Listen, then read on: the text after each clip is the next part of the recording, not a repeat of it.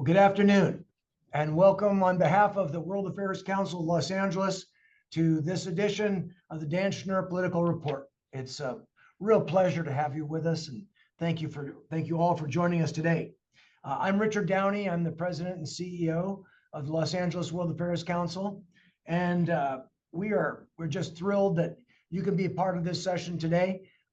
We want you to participate, and you can do that just about anytime during the session by going down to the Q&A button at the bottom of your screen. And our host for today, Madison Alt, will be compiling those, and she will get to your questions later on when we hit that part of the program. But it's an exciting day. I mean, we're 3 weeks out from the election now, and there's, with all the dueling ads that we've been seeing out there on TV and radio and everywhere you get, it is confusing, and we really look forward to hearing Dan talk about what's ahead the next 3 weeks and what we ought to be looking for.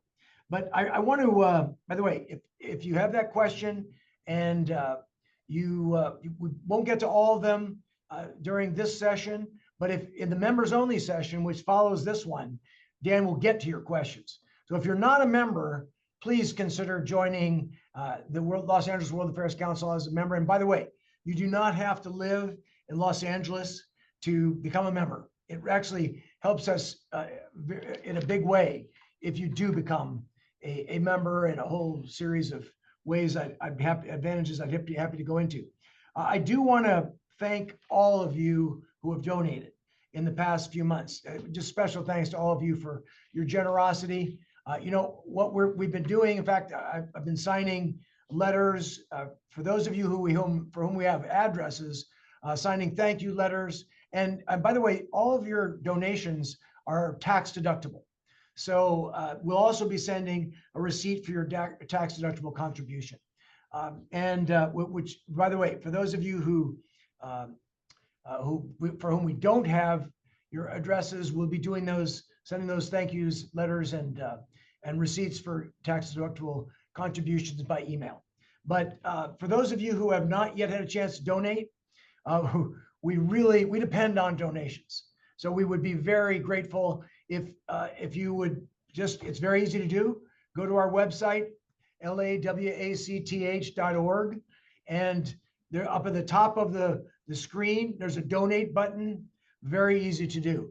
And for those of you who are interested in sponsoring this program, we really value that. And there's a place on the website to do that. So again, thank you. And checks work too, by the way. So, but I know we're all anxious to hear Dan get started. So let me pass the microphone over to you, Dan, and Madison. Thank you. Well, thank you, Richard. And Madison, it's great to see you again. And thank you so much to all of you for joining us for this conversation. It's hard to believe that the election is 3 weeks from tonight. And we have a lot to talk about, and we'll do our best to get to as much of it as we possibly can over the next 55 minutes. Maddie and I, as we'll always do, are going to cover a few topics to get us going. And then at the bottom of the hour, around 5:30 or so Pacific time, we'll open it up to your questions. So as we talk, if you hear anything that you'd like to discuss further, please send that to us. And if there's anything already that you want us to talk about, you don't even have to wait for us to start discussing topics. We'll be more than happy to get to them as quickly as we can. But what's remarkable, of course, about this campaign, and I'm not telling any of you anything you don't know, is just how extraordinarily close it is. As was the case the last time we got together a few weeks ago, the national polls, of course, are within the margin of error, but much more importantly, all 7 key swing states, Wisconsin and Michigan and Pennsylvania in the north, Georgia and North Carolina in the southeast, Arizona and Nevada out west, the 7 states that will decide this election, every single one of them is either tied or within a few percentage points in one direction or the other. And as all of you know, because even the best public opinion polls do have a small margin of error, even those surveys that show one candidate or the other with a 1 or 2 or 3 point lead, They're all essentially tied in all 7 of those states. And at this late date in the campaign, while there are actually still some undecided, or as they're now being described as persuadable voters who have not yet made up their mind on who they're going to support, more and more the campaigns are shifting their attention to talking to the supporters who they believe will be most likely to turn out on their behalf. And so what we're doing is we're essentially seeing a shift from a persuasion campaign in which the two campaigns try to move the voters in the middle of the political spectrum into one direction or the other. We're seeing a move from a persuasion campaign to a motivational campaign, in which the campaigns, as I mentioned a moment ago, are spending more and more time trying to motivate, trying to inspire their existing basis of support. Think of that as more vertical messaging versus horizontal messaging.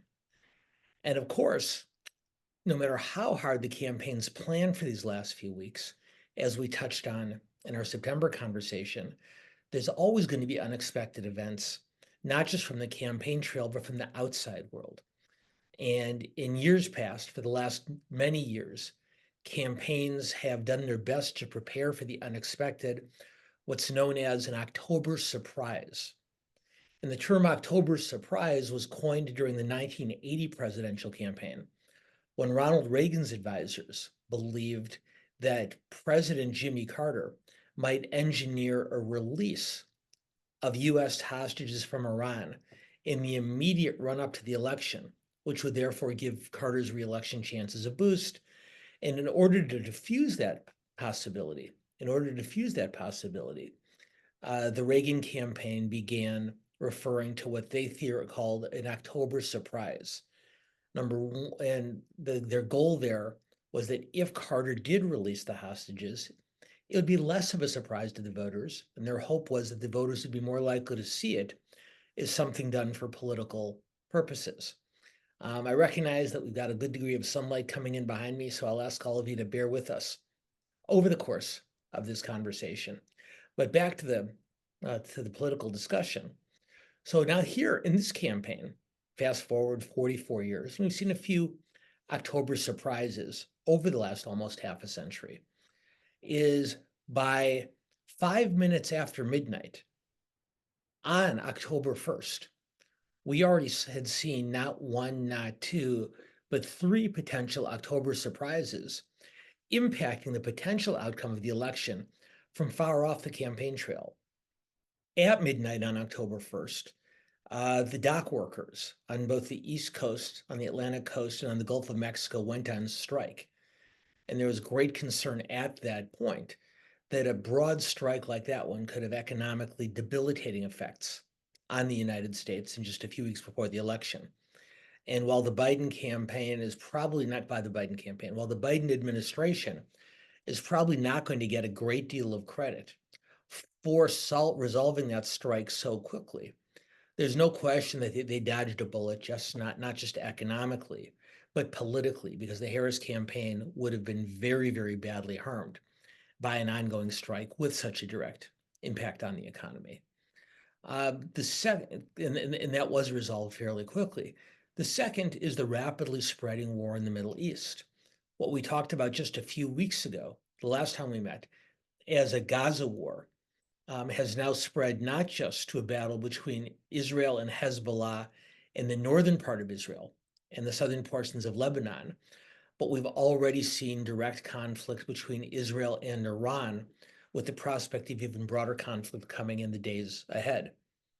But the off-campaign trail real-world event that appears like it's going to have the greatest impact on this campaign is the Hurricane Helene, and the way it hit 6 southeastern states in our country, including North Carolina and Georgia, 2 of the aforementioned 7 states that are going to decide this election. And while this country has in the past seen natural disasters take place shortly before an important election day, we've never, ever in our history had 2 closely contested swing states so potentially impacted by a natural disaster. Now, the hurricane could impact the election at 2 levels. One is the messaging and the way the candidates present themselves. And Trump and Harris, and for that matter, Biden, have all been attempting to demonstrate their leadership abilities in encouraging the people of that region forward. And I would say that for all three of them, those efforts have been somewhat of a mixed bag. But because the devastation was so widespread, the most pronounced impact of the hurricane is not necessarily going to be in terms of political communications and how the candidates are perceived, even though both Harris and Trump have been on the ground in those states very regularly over the last few weeks. The real impact is going to be on the actual logistical process of voting itself, because in many portions of Georgia, and particularly North Carolina, especially Western North Carolina, the damage has been so extensive that there are still tens, hundreds of thousands of residents of those states who are without power, who are without water, and who are struggling to meet basic needs on a day-to-day basis. Whether they have time to consider voting is one set of questions, but whether the states of Georgia and North Carolina can adjust their voting processes and procedures to allow these people to cast ballots is a question for which we just don't know the answer. The good news, the latest reports as of today, is that more than 90% of the voting locations in the affected disaster areas of North Carolina, more than 90% of those locations do appear that they will be open on Election Day. And adjustments are being made for the residents of areas proximate to those last 10% of the locations. But what we don't know is how people in their daily lives are going to make time for voting, or if they're going to, given more immediate and urgent concerns. That's something we're not going to know for sure until Election Day. What we do know, one other piece of good news, is early voting in both of those states started this week. And we know that in Georgia in particular, early voting is very, very high. So again, we won't know the overall impact until after the election is passed. But early on, it looks like great strides are being made to make voting available to residents of North Carolina and Georgia, and that at least early on, we're seeing very high levels of response.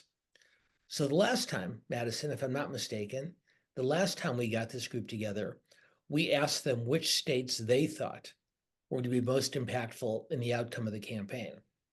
And what we learned from our group in September, before Hurricane Helene, is by a very large margin, our group felt that the Rust Belt states, the northern Great Lakes states of Pennsylvania, Michigan, and Wisconsin, were much more likely to be determinative in this election than the southern states. So now, given what we've seen with Helene, let's put a similar question to our group. Krista, if you can put up the first question for those who gathered with us today. And once again, we're going to ask you, in light of recent news, whether you've changed your mind at all in terms of your thinking on which states are on which votes are most important. And Maddie, I'll tell you what I'm going to do is I'm going to ask you to read through the options. What I'm going to do is see if I can shut down some of this light behind me while you're reading. All right, so our first set of answers here, we have Georgia and North Carolina, so the southeast section there. We have Pennsylvania, Wisconsin, and Michigan as the northeast/Rust Belt. We have Nevada and Arizona as our southwest, and then our fourth option is no difference or all the same. And that actually did win a pretty significant portion of the vote in the last time we ran a similar question. So excited to see if it reaches the same level of popularity this time around. Like, look at that. Even given the impact of Hurricane Helene on the southeastern United States, even a greater percentage of our group believes that those northeastern states of Pennsylvania, Michigan, and Wisconsin are going to decide this election. 69%, more than 2/3, believe that that's going to be what decides this race. And less than 10% said Georgia and North Carolina. Only 2% believe that the western states of Nevada and Arizona. So we're obviously all very concerned about the hurricane victims, but the hurricane itself does not appear to have much of an impact. In fact, it's had no impact at all on what our group of analysts is thinking about what's going to impact the campaign to the greatest degree. So very, very interesting. Mhm.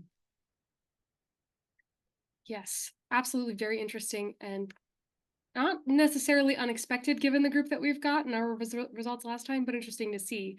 But Dan, I was wondering, how do you think that Hurricane Helene is going to impact voter decisions about the affected states and just around the country? I know we talked a lot about the act of voting and hopefully being able for those voters who were impacted to get out there and still vote. But how do you think it's going to impact decisions?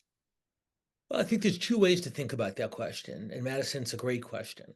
One, we should think about how overall voter opinion around the country is going to be impacted by the disaster and the federal government's response to it.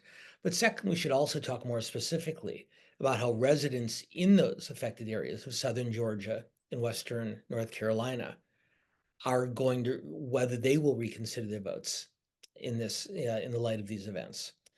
So as our group demonstrated to us pretty conclusively, while we as Americans pay close attention to the human impact of these types of disasters, and while we do watch our leaders to see how they respond and react, and while we've seen no shortage of examples in the past of elected officials either effectively handling or mishandling other disasters, I don't believe that because I don't believe that that Helene will have a great impact on voter response across the country.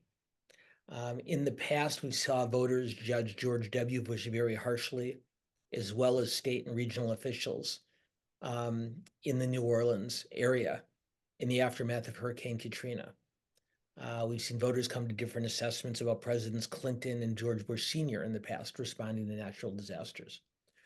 But while we watch this very carefully, most of our lives will have returned to normal a month after the hurricane hits. And so because there was no clear-cut, overwhelming success or failure in the Biden administration and FEMA's handling of this, I don't think in the other parts of the country that the hurricane is going to make much of a difference. Now, I'll give you one possible exception to that. It was reported today that the Small Business Administration's emergency relief fund is out of money. And while there's plenty of money available for FEMA, for the Federal Emergency Management Action to respond to the disaster at many levels, the kind of money necessary for small businesses to rebuild after a natural disaster, that money is not going to be available until Congress comes back into session. And while Biden has requested that Congress return to allocate that money, leaders of both parties, Republican and Democrat, have said that they don't think it's necessary to come back until after the election. And so if we do begin to see reports out of those affected states that small businesses are having a difficulty getting access to capital to rebuild, we could possibly see an impact on the election going forward. But more broadly, I think it's relatively minimal. Now, in the affected areas is another question altogether. I mentioned earlier that in North Carolina and Georgia, most of the polling stations in those counties that were declared as federal disaster areas, most of those polling stations, it's now been announced, will be open, both on Election Day and for early voting. We also know that Western North Carolina and Northern Georgia tend to both be very rural. And as we've talked about on this webinar many times over the last 4.5 years, we know that the urban and rural divide in American politics is an immense one. The Democrats are much, much more successful in heavily populated urban areas. Republicans do much better in less populated rural parts of the country. And it stands to reason in the aftermath of a natural disaster, it's much easier for relief workers to do the work that they need to do in urban and suburban areas. Access is easier, the population is closer together, and so forth. So the question is, will the rural areas of those two states, both heavily Republican, will they lag behind in their recovery? And will that potentially interfere with voter turnout from Trump strongholds in those states? We don't know the answer to that right now, but particularly as Election Day draws closer, and in the days afterwards, if Georgia and North Carolina are close, keep an eye on those two states and keep an eye in particular on rural Western North Carolina and Northern Georgia, because there's going to be a lot of debate and a lot of very heated argument about whether those residents had the time and ability to vote that they needed. So I know what we want to do is we want to spend a good amount of our time today talking about the various voter groups that the two campaigns are targeting in the closing weeks of the campaign. We've talked geographically a little bit, primarily about the southern states because of the impact of the hurricane. And we can, in your questions, talk about the other states if you'd like, Michigan and Wisconsin and Pennsylvania to the north, Arizona and Nevada to the west. But I do want to talk demographically. What are those demographic voter groups that are going to be most important to this election? And Krista, if I can, I'm going to ask, before I get into this any deeper, I'm going to ask if you can put up the second poll question, and let's see what our group has to say about what demographic groups they think are most important. So as you can see here, the question's fairly straightforward.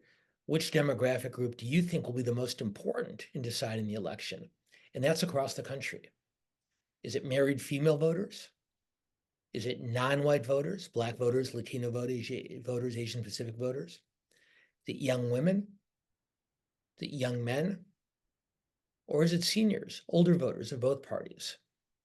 And those numbers are still coming in, but we're seeing some pretty clear trends. And it appears to me that non-white voters are getting the largest percentage of our vote share, but not by immense margin. We see roughly 37% saying that non-white voters will decide this election. Just 20% talking about married women, the traditional key swing vote in most federal elections. 29%, if you combine young women and young men, young people will also play a significant role according to our group. And only 12% say seniors, older voters. And that's a really interesting number. And I have to admit, I'm a bit surprised that that number is somewhat lower. But let's take a look at that non-white voters, because in the past, as we know, these voter groups, the Black community, the Latino community, the Asian Pacific community, have voted very, very heavily for Democratic candidates. And while I don't know any credible observer who believes that Republicans will win any of those non-white voter groups, it is evident that Donald Trump is continuing to make inroads, particularly among Black and Latino voters, particularly, and this conflates a couple of our categories, particularly among young Black men and young Latino men who have indicated a preference for Trump. Now, as I said, Trump is not going to win these voter groups, either the broader ethnic or racial groups, or the more specific gender and generational groups, the young male Latinos and Blacks.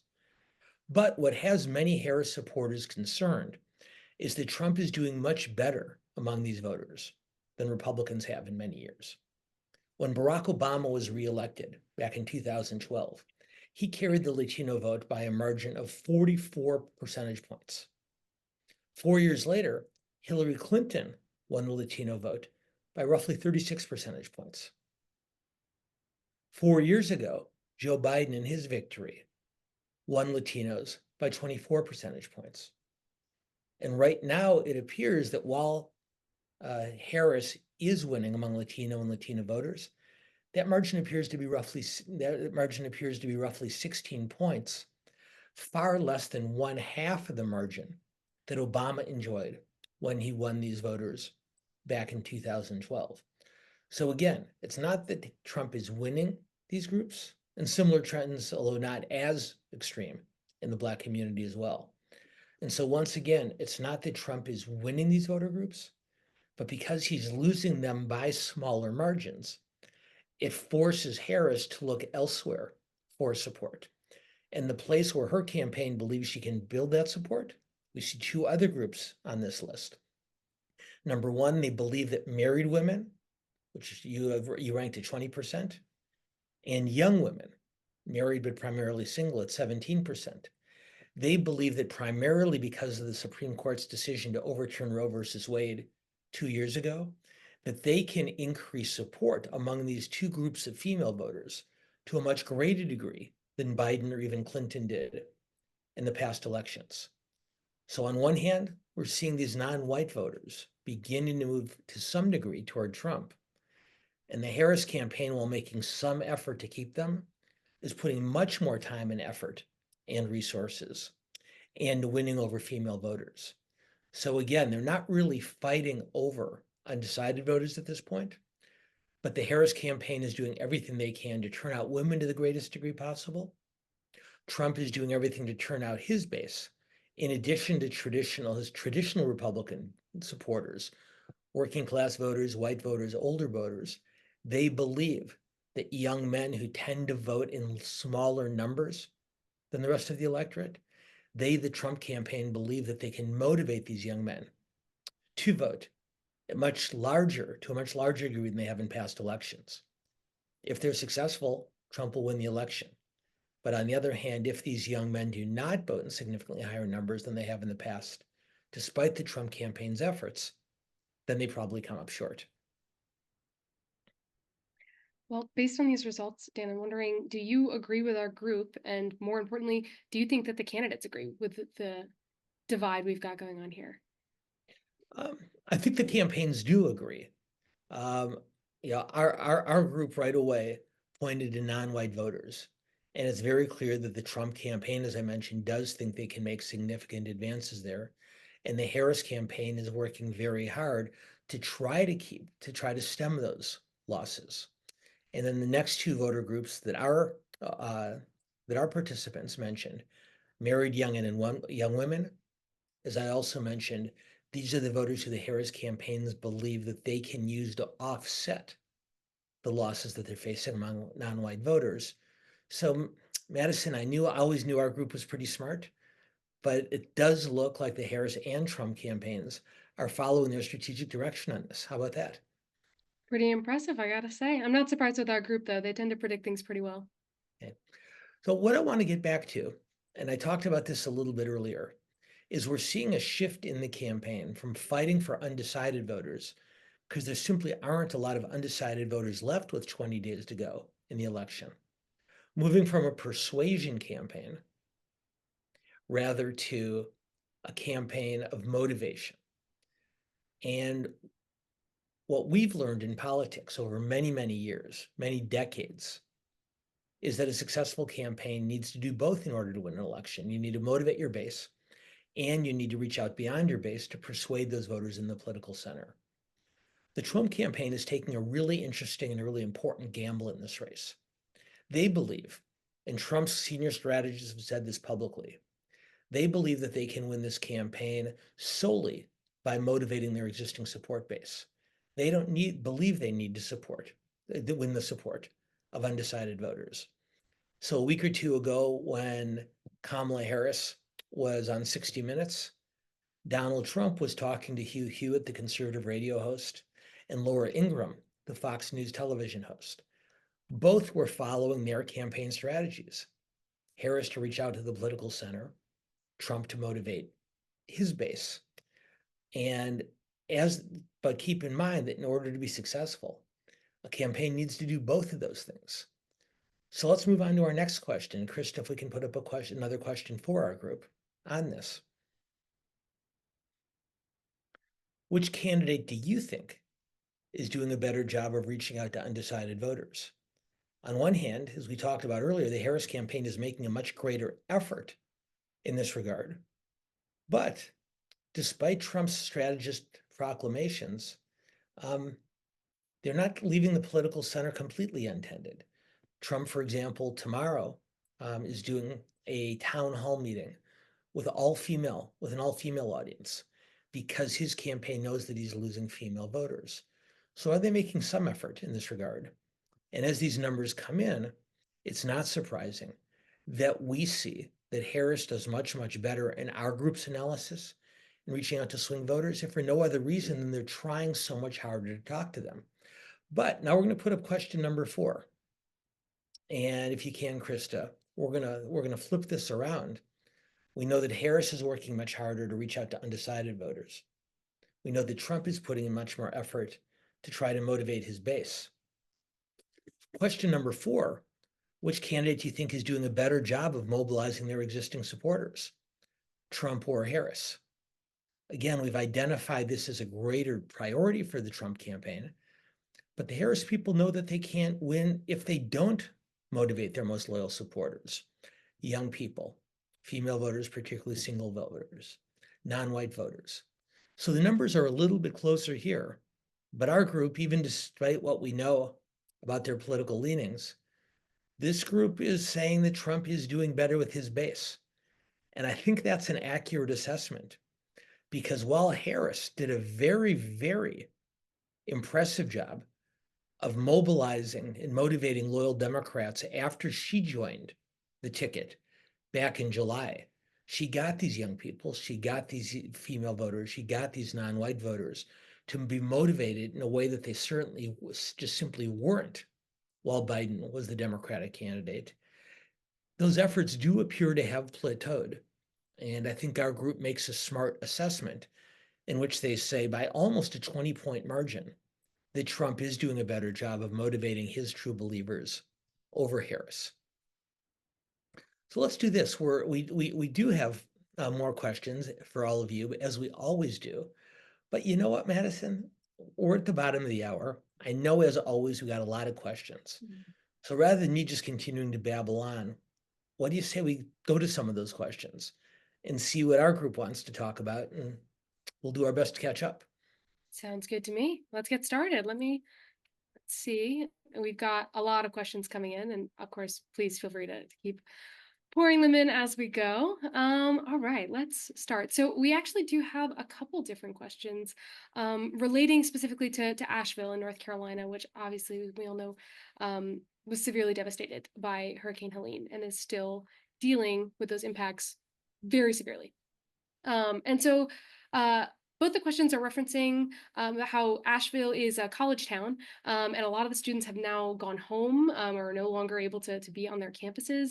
And considering that the students were likely largely Democratic, as we tend to see with higher education and with college campuses, will that significant loss of votes hurt Harris? Will that allow Trump to win North Carolina? How big of an impact do you think it's going to have specifically on North Carolina? Well, it's a smart question, and it shows, not surprisingly, a member of our group that watches this stuff very, very closely.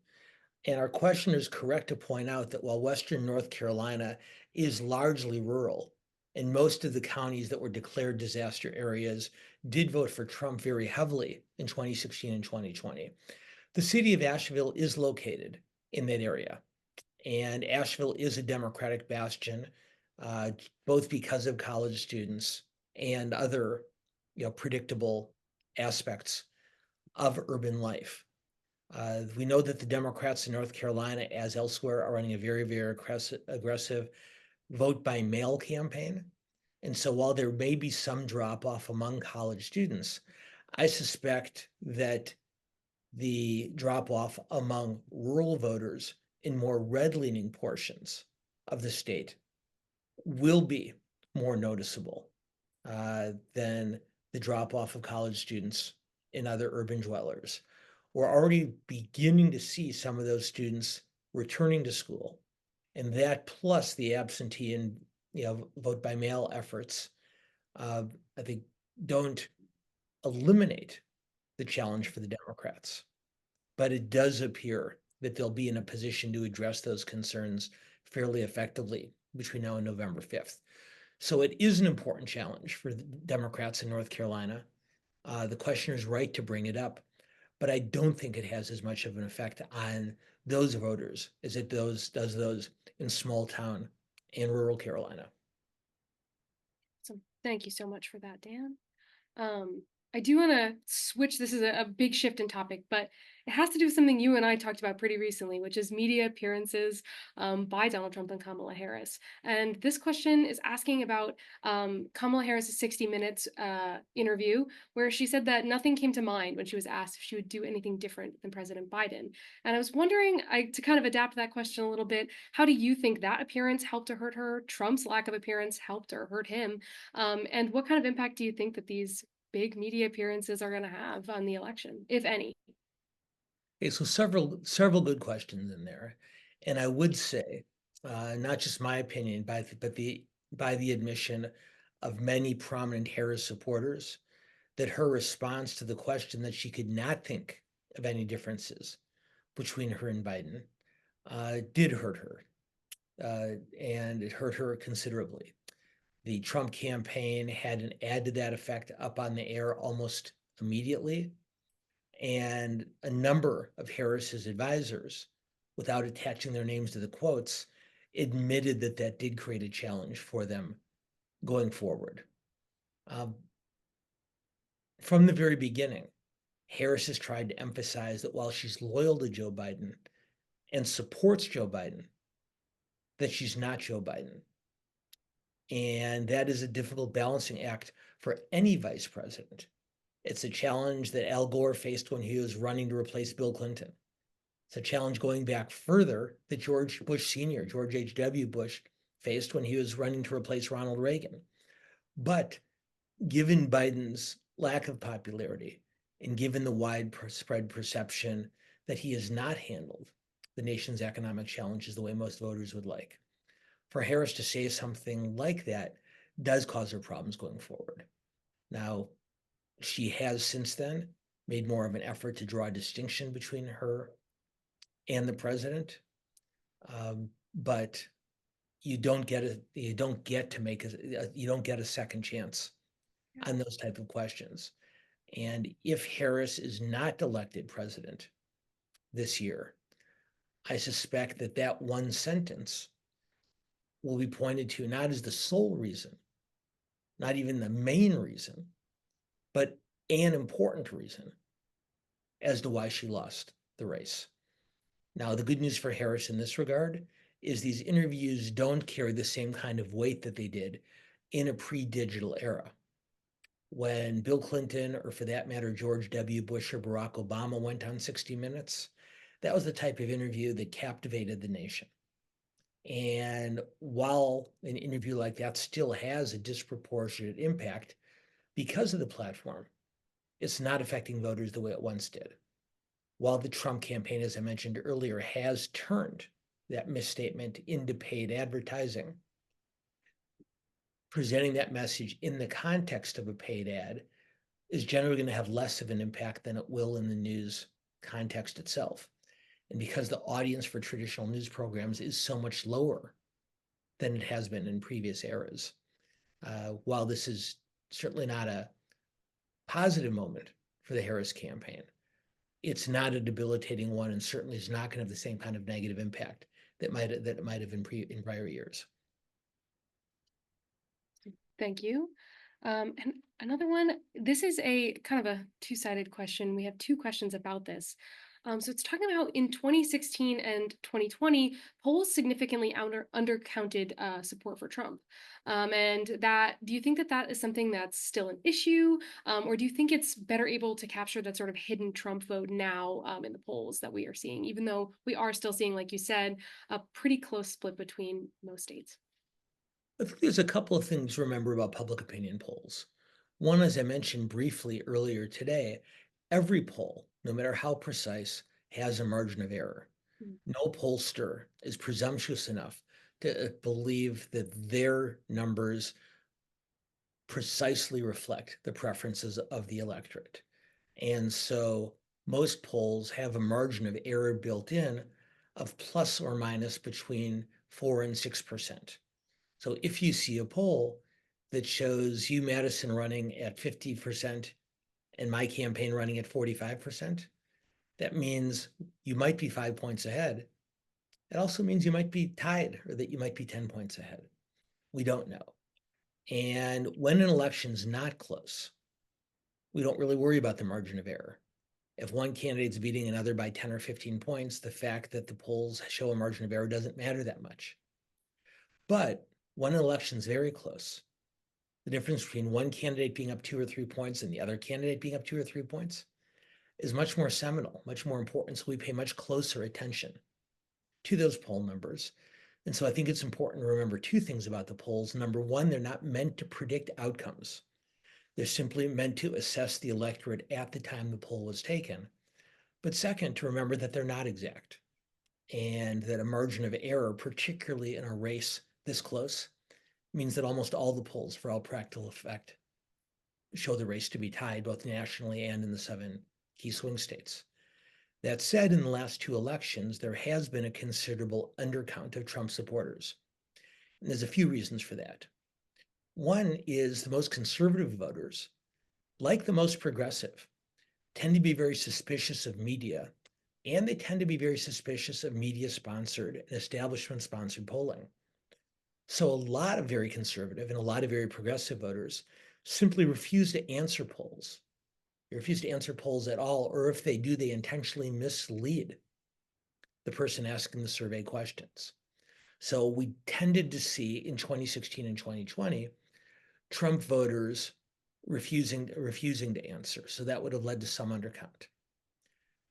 Second, we also know that at least for old-fashioned phone polling, we know that when a survey is taken on phone, people who receive those calls, even if they never meet the person on the other end of the phone, they tend to want to tell that person on the other end of the phone what they think that person wants to hear. And back in the 20th century, what that meant is that polls would overstate support for Black candidates and for female candidates, because voters in that era, did not want to tell pollsters that they would not vote for a Black candidate or a female candidate. We've largely gotten past that. But in many communities, there's still a real onus to admitting that you voted for Trump.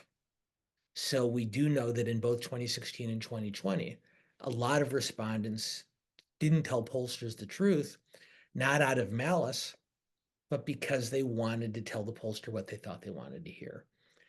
And then finally, for many years in polling in this country, for all the demographic characteristics that identified someone's partisan voting behavior, their age, their gender, their racial or ethnic heritage, we never paid a great deal of attention in public opinion polling to the education level that the individual had achieved, because it wasn't the kind of thing that really affected overall poll results. But in the early 2010s, and then intensified and accelerated during the 2016 and 2020 elections, we saw the difference between high school graduates, those who have not attended college, and college graduates, of course, those who not only attended but graduated. We saw the partisan differences between high school graduates and college graduates just explode. And pollsters in 2016 and to a lesser extent 2020 just weren't ready for that. And so it didn't occur to them to try to balance their polls between high school graduates and college graduates. Now they know better. They know that high school graduates are much more likely to vote for Republicans. Working class voters are much more likely to vote for Republicans, and that college graduates are much more likely to vote for Democrats. So they do make more of an effort to include working class non-college voters in their polling. So I think that will help. But given the other two challenges I mentioned, the possibility, at least, for a Trump undercount is still there. And the fact that the public opinion polls nationally and in these swing states still shows such tight margins are making a lot of Democrats nervous that even after those education numbers have been fixed, that in fact we may see a larger turnout for Trump in 2024 than the polls had projected, as was the case 4 years or 8 years ago. Absolutely. That actually leads perfectly into our next question, which really gets into a facet of that big partisan split that we're seeing. It's asking about why you think that there's such a growing rise in support for Trump and conservatism in young men, and particularly in young non-white men, like we talked about in our results earlier. Well, one of the things that we're beginning to see, and it's a great question, is that voters from non-white communities, particularly in the Latino community, but to a slightly lesser extent in Black and Asian Pacific communities, are beginning to vote less on their racial and ethnic heritage and more on their socioeconomic status. So as Republicans have become more and more successful with working class voters, as Democrats have become more and more successful with college-educated voters, what we're seeing is voters, regardless of their racial and ethnic heritage, beginning to follow those trends. So a young Black man, a young Latino man who may not have graduated from college, who may not be succeeding economically, is going to cast their ballot in a very similar way to other working class voters of other races and ethnicities and of other ages and genders. So that working class component has created a frustration and for many voters a resentment that has caused them to turn for an extremely unconventional anti-status quo candidate in Trump.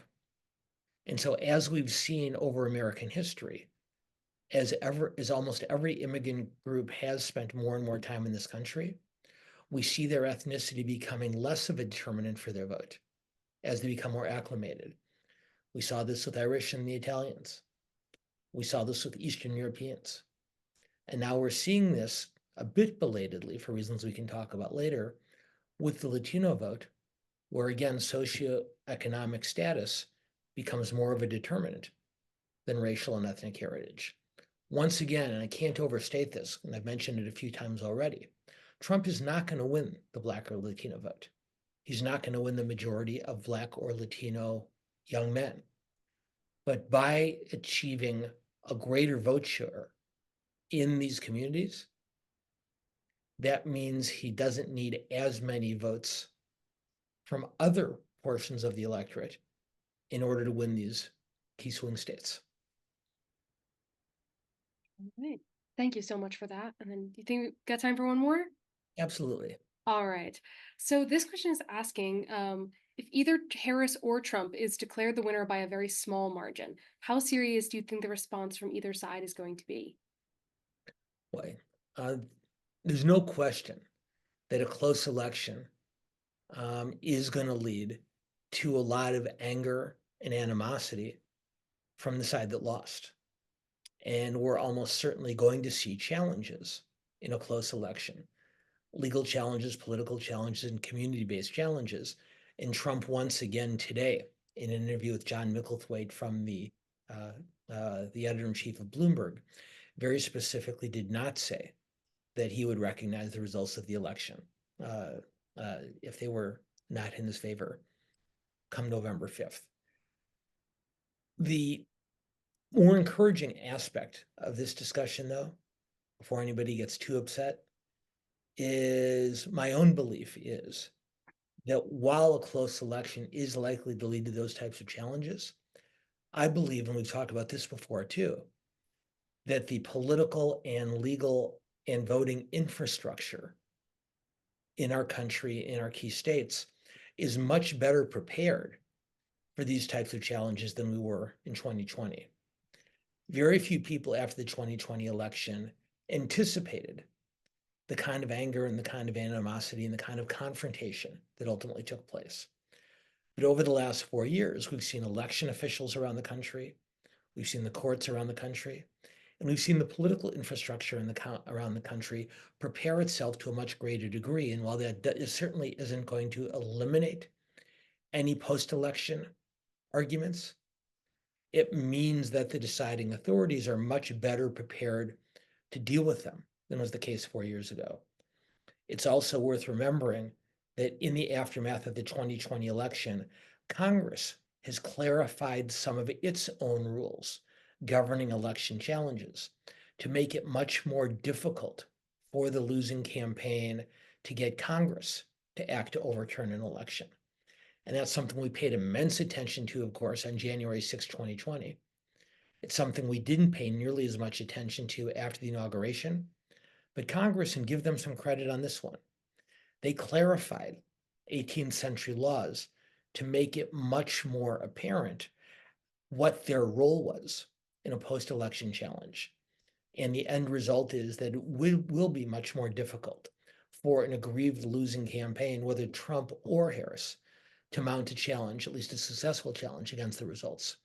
So will it happen if the election's close? Yes, we'll see plenty of arguments going forward. But I do believe that that we're better prepared for those challenges. And I think that increases the likelihood of a peaceable outcome. Thank you for ending it with a little bit of hope. I think that makes everybody in the audience feel a little bit better. Absolutely. So we got time for a couple more questions before 6 o'clock. What do you think? All right, let's do it. Okay, so this one's asking, when do you think the election will be decided? Unlikely that it'll be on November 5th, maybe, but do you think it'll be a week later, a month later? How long do you think it's going to take to actually certify those election results? I don't know how to predict that. What I will say is that given the increased popularity of mail voting because of the pandemic and for plenty of other reasons, many states will, we already know, will not have counted all their ballots on election nights. Here in California, which is not a swing state, we know that because of various rules that have been passed out here to make it easier for people to cast into mail ballots close to election day, we know it will be weeks before we know the final results of some of the elections in California.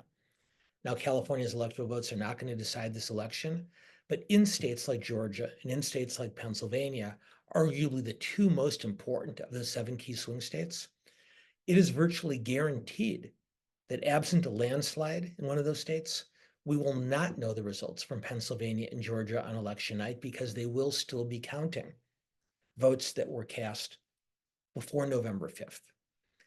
What many observers predict is that Trump's ongoing arguments against mail voting are designed to create a situation where he has won the election on election day before mail votes are counted. And because of his criticism of the mail voting process, we know that Democrats are much more likely to vote by mail than Republicans are. And so given the disparity of those numbers, many expect that Trump will use that as a reason to say, I won on election day, therefore I've won the election. So I don't know how much longer after November 5th it will take to come to a conclusion, but I am pretty confident that absent a landslide in one direction or the other, we will not know when we go to sleep on November 5th. In all likelihood, we may not know when we wake up on November 6th or 7th or 8th or 9th. You might be right on that one. All right, so this one is asking, what might happen if delays lead to the election being decided by Congress, which could favor rural states over the popular vote? Would it then be taken to the Supreme Court, or is there a possibility for people to simply wait? So as I mentioned a moment ago, Congress didn't change its rules, but it clarified rules that it imposed on itself way back in the 18th and 19th century on how Congress considered challenges from an aggrieved party in an election. And the end result of those clarifications is it's much more difficult for the losing campaign to have Congress overturn the results. Now, what the questioner points out correctly is that if the election does end up in the House of Representatives because no candidate achieves 270 electoral votes, the House votes not necessarily on a member by member basis, but rather on a state by state basis. And so while Republicans do maintain a very narrow majority in the House, there's no way of knowing whether every member of both parties will vote for their party's candidate. What has given Republicans some comfort in the past is knowing, as the questioner pointed out, because rural states, given the rules of our electoral college, do enjoy a disproportionate amount of representation, that a state by state vote would advantage Republicans over Democrats. So if it does get to that level, then Republicans do have an advantage. But again, it does appear that Congress has made it more difficult for a challenger to overturn the results. And I suspect, given that clarity, ultimately the court would step in. And while we can't predict how they would rule, it's very difficult to imagine an election so contested that it got to this stage, not ultimately being decided by the judicial branch rather than by the legislative branch. Absolutely. Thank you, Dan. And then we have one more that is essentially kind of getting at the core of the Electoral College versus popular vote argument. It's asking, what are the reasons that a small number of counties or states have the potential to determine the outcome of the presidential election, rather than the majority of voters? Do you believe this situation discourages voter engagement nationwide? I don't. And I'll say this about the Electoral College. It certainly has its flaws, and it certainly does exaggerate the influence of some states over others. But I would say this, and I think some of you have heard me talk about this before. If I were still if I was still working on presidential campaigns, and you told me we were getting rid of the Electoral College and that the next presidential election was going to be decided by a nationwide popular vote, I would immediately rent an apartment for my candidate down the block from LAX. I'd rent my candidate another apartment in Long Island near Kennedy Airport, or possibly New Jersey near Newark. I'd rent my candidate apartments near O'Hare Airport in Chicago, near the airports in Philadelphia, in Atlanta, and Houston. And my candidate would spend the entire general election campaign flying back and forth between the largest half a dozen metropolitan areas in America and ignoring the rest of the country. Because if my goal is to simply amass the largest number of popular votes, I don't have to worry about swing states. I don't have to worry about anything other than those largest areas. And while this election has largely come down to 7 states around the country, as we've discussed earlier, to be fair, those 7 states do represent a fairly broad and a fairly accurate cross-section of the nation as a whole. If you look at Pennsylvania and Wisconsin and Michigan to the north, if you look at Georgia and North Carolina to the southeast, and Arizona and Nevada to the west, demographically, economically, culturally, they're not a perfect representation of the rest of the country, but they're not bad. And while I happen to live in Los Angeles, and there are people I care about who live in New York and Chicago and Houston and Atlanta and Philadelphia, I think having the election decided by those 6 metropolitan areas at the expense of the rest of the country would not be as representative. So now the one potential compromise I'd suggest goes back to the middle ground that the states of Maine and Nebraska have carved out for themselves. They still award their electoral votes on a winner-take-all basis, just like the rest of the country. But unlike the other 48 states, which award all their electoral votes to the candidate who won more popular votes in their state, the states of Maine and Nebraska, as many of you know, award their electoral votes on a district-by-district basis. So as has been in the case in the past, if one party wins 2 congressional districts in Nebraska and the other party wins 1 district, then they split the electoral votes accordingly. If Maine gives if one of Maine's districts votes for a Democrat and the other Maine district votes for a Republican, then they split those electoral votes evenly. And I wonder if the rest of the country were to adopt a similar system, winner take all, but by congressional district rather than state, we'd still have some deep blue and deep red areas across the country that didn't see the candidates much, if at all, over the course of the election. But even in deep blue California, there are congressional districts that the 2 parties fight for, as we're seeing in the House races taking place right now. Even in deep red Texas or Florida, we see competitive congressional districts. So under those rules, I wonder if we might see the candidates competing across a greater geographic swath of the country. But I would not get rid of the Electoral College altogether and go to a national popular vote, just because I think it so tilts the playing field in favor of a very, very small number of very large urban areas at the expense of the rest of the country. Thank you so much. Can we do one more? Absolutely. All right. So the last question is, do you think all of the extra efforts being made by the candidates to appeal to younger voters, like going on podcasts and having a very active social media presence, are going to have a notable impact at the polls? I think they will. And I think this goes back to the motivation versus persuasion discussion that we were having earlier. Most voters, particularly older voters, are much more likely to even now still rely on traditional media platforms for their news about politics and other items.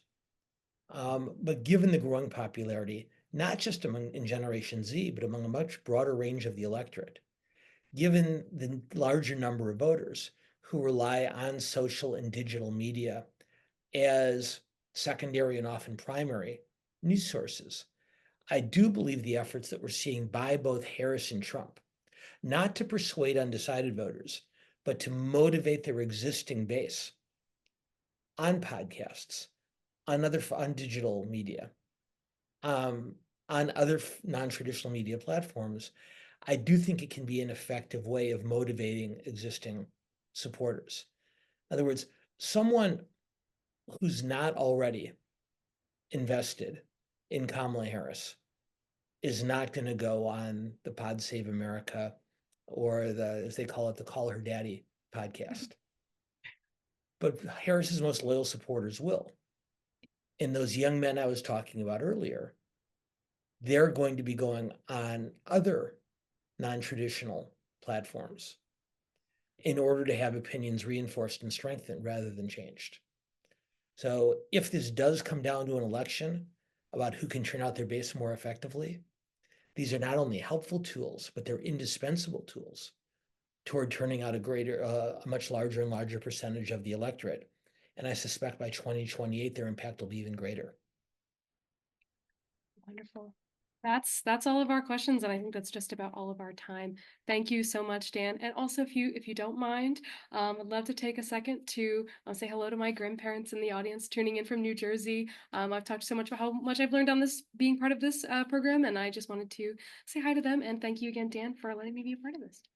Thank you, Maddie, and thank you to your grandma and grandpa for giving you to us. Last thing I'll say, Richard, before I turn it over to you, is I'm not going to get a chance to see this larger group again until November 15th, a week plus after the election. And so I want to make sure that all of you vote. It's not our place, of course, to encourage you on who to vote for, but please do cast a ballot, not just for president, but take a look at the candidates and the ballot initiatives up and down your ballot. And once again, I hope you'll join us again post-election. But since this is my last time to talk to you before November 5th, let me again tell you how much I've enjoyed spending so much of my election year with all of you. And I hope you've gotten something useful out of it also. Well, Dan, thank you very, very much. This has been a wonderful session as always. Your insights are so helpful, particularly as we start looking down. Now, we are the Los Angeles World Affairs Council and Town Hall is a nonpartisan organization. So let me endorse Dan's comments. Please, whoever you decide to vote for, please vote. It's really important. And I think you've got some great insights from this session from Dan. And Dan, I just can't thank you enough for helping sort some of these really difficult issues for us as we go about this tough election season. It's going to be very, very close. I do want to thank Madison for hosting and Krista Seitz, who was on the backside of this, putting all those up. So, and most of all, I want to thank all of you. Thank you all for joining us and being such great participants in this with wonderful questions. If we didn't get to your question, please join the member session. And if you're not a member, love to have you join the Los Angeles World Affairs Council. So again, thank you all. And thank you especially, Dan. You have a great night. Thanks, everybody.